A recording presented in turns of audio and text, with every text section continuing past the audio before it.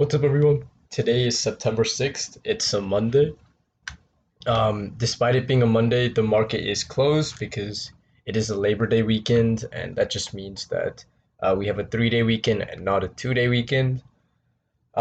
Despite the market being closed, though, I wanted to go ahead and make a video covering, stop losses, entries, exits, and just a couple of plans for next week.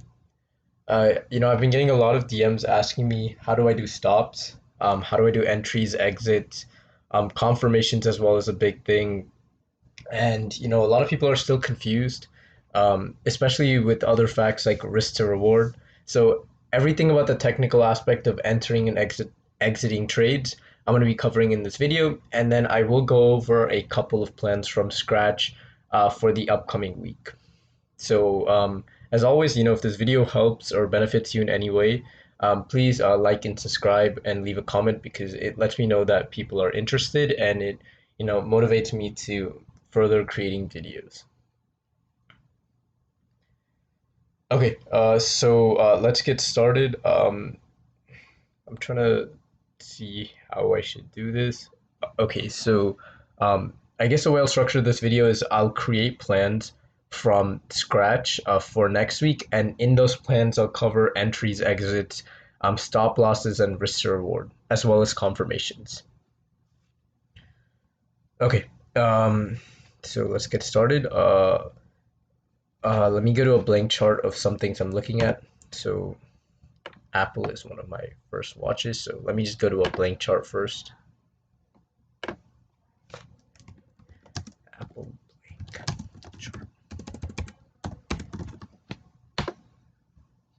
Okay, so whenever I'm creating plans for next week, the way I trade is I will, create most of my plans when the market is closed. So 90% of the work is already done, and then the remaining 10% is just executing the trade, looking at market context, and just dealing with emotions. But the hard work comes the hard work comes when the market is closed. So let's go through a step-by-step process of how I would view Apple. So it doesn't take a genius to figure out that Apple is one of the strongest stocks in the market right now. We've been in a clear uptrend. Almost every single day, Apple is trying to break an all-time high. So no reason to go short when Apple is at its all-time high, and no reason to go short when stocks like NQ and stocks like ES are also at their all-time high. Okay, so let's go back to Apple and recording. Yes. So the first thing I do is, I'll just go to a daily blank chart and just see that, okay, Apple is at its all-time high, so it's very, very strong. So now let's go ahead and draw some zones. So got 4 hour.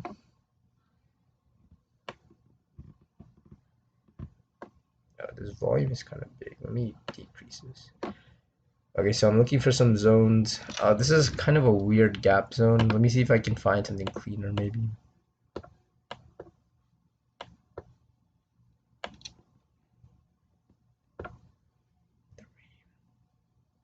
So I'm just going to go ahead and mark this. It is a weird zone because it's a gap up in upper wick, but it's still a pretty strong candle. So I do want to mark it. So what I do is I just go over, extend this box, and write a note for myself saying 3 hour cautious.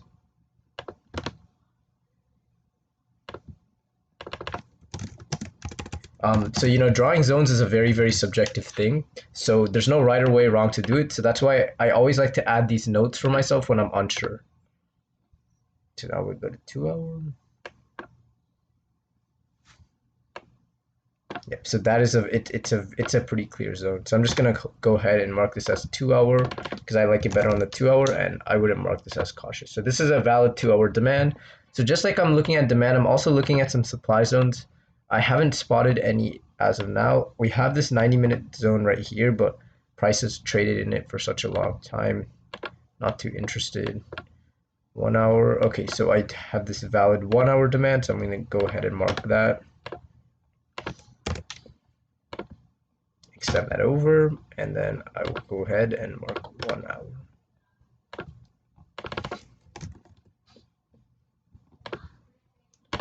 Let's go ahead 45. Okay, so I found a valid 45-minute supply zone. Keep in mind that this supply zone has been used twice. So I'll go ahead and mark it just for context purposes, but when trading Apple, I won't be considering the supply zone in my analysis just because this supply zone has been used twice. So if you think about it, institutions had their sell orders placed inside of the supply zone. Then we came and we retested this supply zone twice, so right two. So a lot of the sell orders placed inside of this box are now filled, mainly because it's a smaller time frame supply and it's been tested twice. So when Apple breaks, we should have no problem getting through the supply. So 40, probably nothing on a 30-minute either. Okay, so nothing. So now after I draw on my zones, I have an idea of where institutions are placed on Apple. So now after finding where institutions are placed, I look for some sort of level or area where I can potentially take it long. So let's draw out some levels on Apple now. The first one is all-time high, the most important level in my opinion, because because a lot of retail traders will look at all-time high. So I'm just gonna go ahead and mark that. And now I'm looking at a place where I can get long before all-time highs. So I I do see this very, very nice looking trend line on a 1 hour. So I'll go ahead and mark this. Yep. So we have this downtrend resistance line on Apple. We have one, two, three, and four touches. So four touches on a 1 hour time frame. We have no fresh supply zones above. As I said, it's used, but because the supply zone has been used twice, it's pretty much irrelevant. So now after drawing my zones out and after drawing my levels out, I have a complete understanding of what the stock Apple is doing just using price and just using price action and volume. So keep in mind, I haven't opened a single indicator. All of this is just done manually, and in my opinion, it's the best way to do it because indicators like MACD, RSI, moving averages are just lagging price indicators, and because a lot of traders use MACD and moving averages, if a lot of traders use something, 90% of the time it doesn't work out. So another example of that is all-time high. So 90% of retail traders will like to take the all-time high break, and that's why 9 out of 10 times all-time high breaks will fail. Okay, so now that I have a completely structured plan on Apple, um, I can kind of go over risk to reward and stop losses and entries. So my plan essentially would just be to just be my plan on Apple would be to take a break of this trend line right here. My stop loss would probably be if we had a 5 minute candle fail above this trend line. So what does this mean? So say the price of Apple on Tuesday comes above this trend line, I enter my position, and then we have a 5 minute candle close where price fails to hold value above this trend line. So say Apple opens up at 154.4 tomorrow. We go above this trend line. I take my position here. The price of Apple moves higher, and then we suddenly reject for some reason. We have this massive upper wick, and we have a 5 minute candle close below this level. Keep in mind, candle closes are very, very important to me. I like to wait for candle closes just to make sure I don't get faked out or I don't exit too early. So theoretically, I can't say this for sure because this trade has not worked out yet. This is a future trend. This is a future trade which I'm planning out right now, live. But I would probably be risking somewhere around maybe 10 to 20 cents on Apple to make a potential one. Let's see. So say I enter right here, I'm risking about 10 cents. So I'm risking a potential 10 cents to make over 50, 60 cents because all-time high would be my target. My stop, I would probably be risking about 10 cents. So that is about a 5-to-1 risk to reward ratio. So if Apple does not go in my favor, for every $1 I'm risking, I have a potential to make around $5. But as I said before, I don't really like the traditional way of risk to reward. Just because theoretically, if I were to take this trade, I would scale out as we move in my direction just to protect myself. So this is a topic I want to go over a little bit more. So the way I trade is one, I will tend to wait for 5 minute candle closes just to make sure I don't get faked out. And two, I will scale my way in profit as we approach my final target. So say I'm playing 10 contracts of Apple, I'll maybe leave 2 or 3 contracts to reach my final target. Because if for some reason Apple suddenly reverses and doesn't hit my final target, well then I was up in profit at one time, and it's very, very important to protect yourself when you're in profit. So that's kind of my take on risk to reward. I don't have a defined risk to reward like other traders do, but I know that I'm risking less than I'm potentially willing to make, and I'm always going to scale myself as I move into profit. So I think that gives you a good idea of how I where I place my stop losses, how I look at my targets. It's not a traditional way of approaching it. It's kind of different, but different is what wins in this game. Okay, so now that I've covered how I take profit, stop losses, targets, and I covered risk to reward, I'll go ahead and maybe do another plan for you, because a lot of people say that they like these blank charts. So let's go ahead and go to something else I'm looking at. Let's see. What else do I have plans for? I think Microsoft. Okay, so let's go ahead and do a Microsoft blank chart now. No, actually, no, I like Square better. Square's my top. So just like how I did Apple, I'm gonna go ahead and do a blank chart for Square because it is one of my top watches. Also keeping a time on the clock. I don't want this video to get too long, so I'll go through this one a bit more quickly. First, I'm gonna draw out my zones. And if I'm going too fast drawing out these zones, you can always just rewind the video. Okay, so I have 4-hour demand right here. It's been used though. I remember trying to take this trade out of this demand, but my risk to reward was skewed, so I decided to let it go. Plus, I'm much more comfortable playing breakouts because trading breakouts is my main style.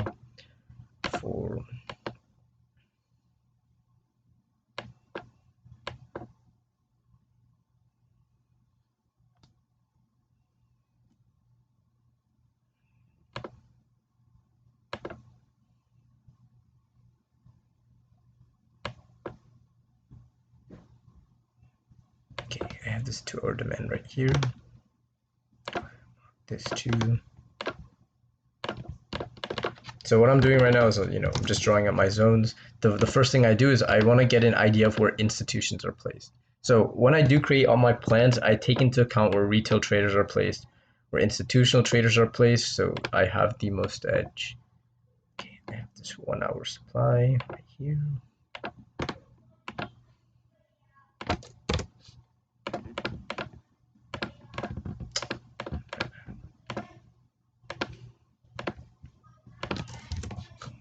This is one.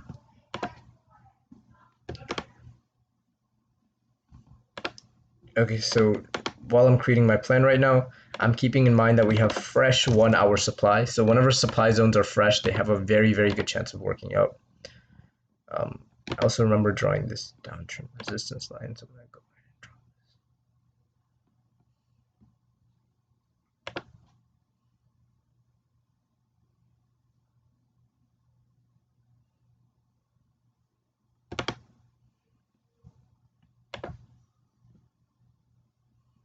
So now that I drew out my zones, all I'm doing is I'm drawing out my levels, and I'm going to go ahead and explain this a little bit more in depth.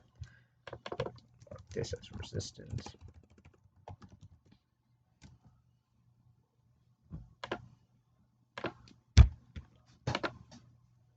Okay, so the full picture, or at least what I see on Square, is that Square had this massive run up.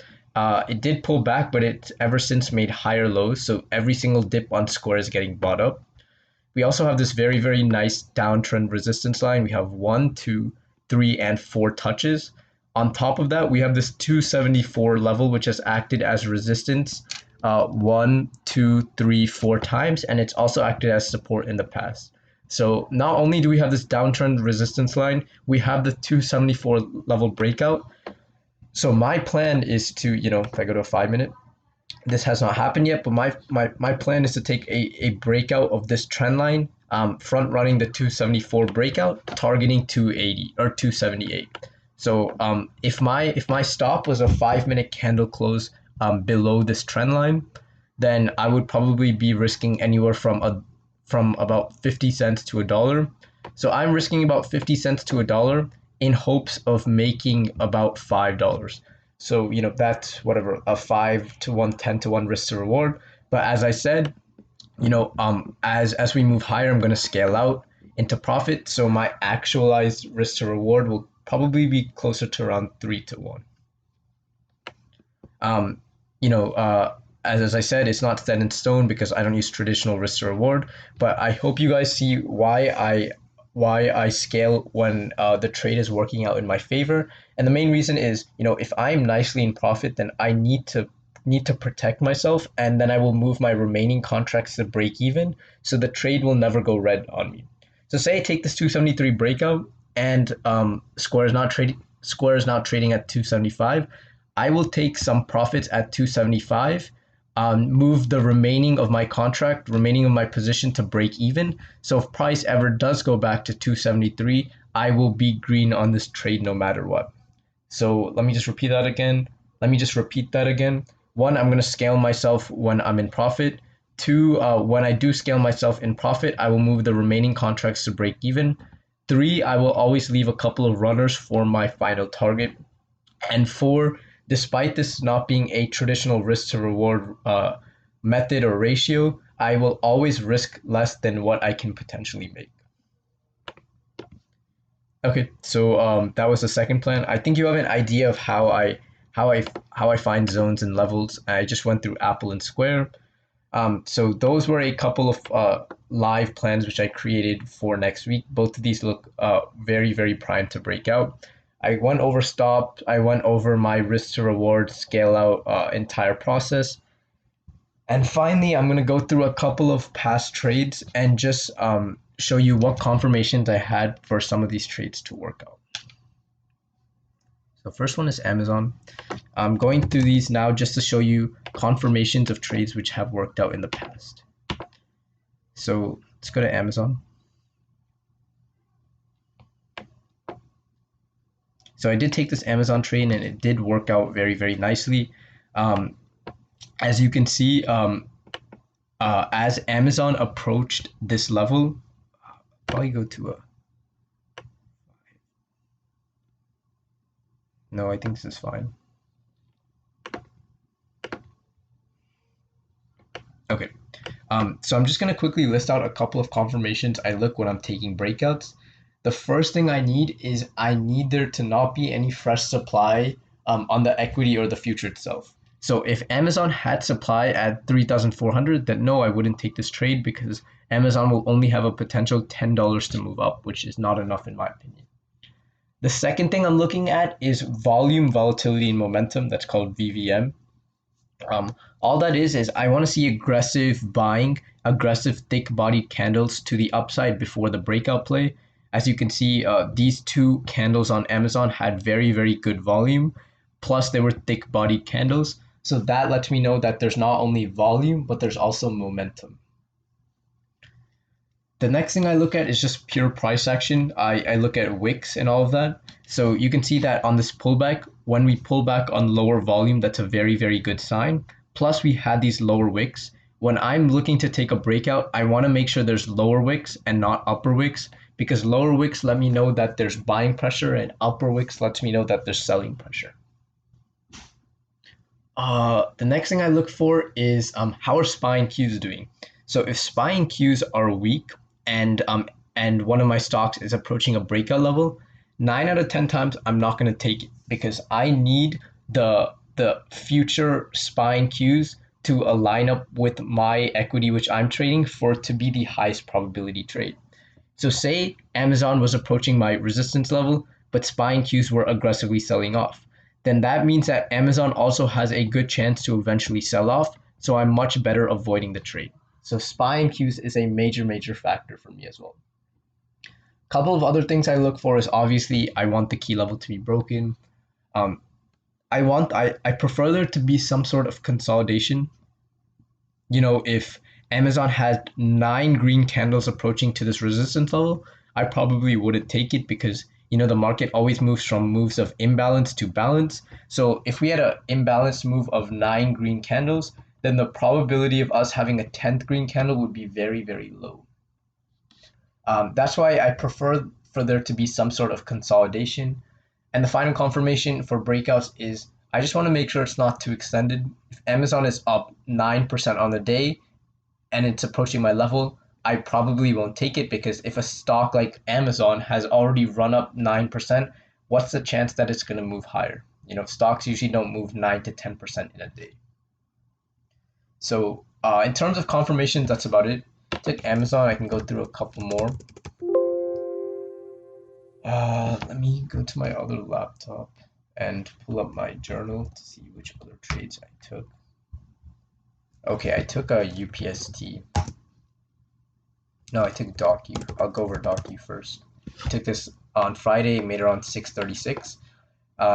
So in this case, I can go run through the confirmations. There was no fresh supply on either the equity or DocU. There was clear volume, volatility, and momentum. Look at this volume compared to previous day's volume. Also look at these thick-bodied green candles compared to previous day's action. So this lets me know that buyers are clearly interested. I also look at the price action. These thick-bodied candles and these lower wicks were very, very convincing. We're breaking a key level. We weren't too extended. We were only up like 3-4% on the day. Consolidation is a little bit tricky here. Yes, there were multiple green candles, but a lot of these candles, like this 941, were a doji candle. So this, despite it being a green candle, in my opinion, this was a sufficient period of consolidation. Also, sometimes when a stock is very, very strong, the consolidation won't be perfect. As long as there weren't 4 or 5 very, very aggressive, thick-bodied candles towards this level, I was fine playing it, knowing that we had a doji candle in between. If I go through target and stops in this, I was risking a 5-minute candle close below this level, so probably risking anywhere from about 50 cents to $1. And my final target was all-time highs, which was $4 or $5 away. So my risk to reward works out. But the video is very, very long. It's 23 minutes. I just wanted to go ahead and let you guys know how I do risk to reward, how I do stops, what are some confirmations when I take breakouts. If you guys want a separate video for confirmations from playing demand and supply, just leave a comment down below and I can make a video for that as well.